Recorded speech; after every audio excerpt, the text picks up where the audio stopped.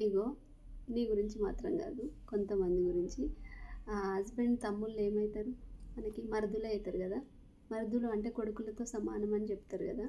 ఇప్పుడు నీకేమవుతుందయ్యా, వదినమ్మ అన్న భార్యని వదినమ్మ అని పిలవడానికి? వదినమ్మ అనంటే అమ్మ తర్వాతకి అమ్మ. అమ్మ చేసే పనులన్నీ తర్వాత పెద్దరిక పనులన్నీ వదినమ్మే తీసుకుంటుంది కదా. అన్న భార్యని వదినమ్మ అని పిలవడానికి ఏమవుతుంది నీకు? ఎందుకంత ఇగో? ఇగో ఇది తీసుకురా, అగో అది తీసుకురా, కొన్ని మంచినీళ్ళు ఇవ్వు, ఏం చేస్తాను అని గట్లా రెస్పెక్ట్ లేకుండా పిలుస్తారా వదినమ్మల్ని?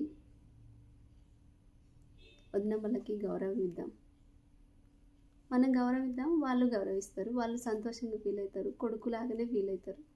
కాళ్ళు మొక్కించుకోవడాలు, ఈ పనులు ఆ పనులు చేయించుకోవడాలు ఎందుకు? అమ్మ నీ కాళ్ళు మొక్కుతుందా, నువ్వు అమ్మ కాళ్ళు మొక్కుతావా? మొక్కవు కదా నువ్వు అమ్మ కాళ్ళు. అట్లనే వదినమ్మ కాళ్ళు కూడా అంతే కదా, నువ్వే మొక్కాలి.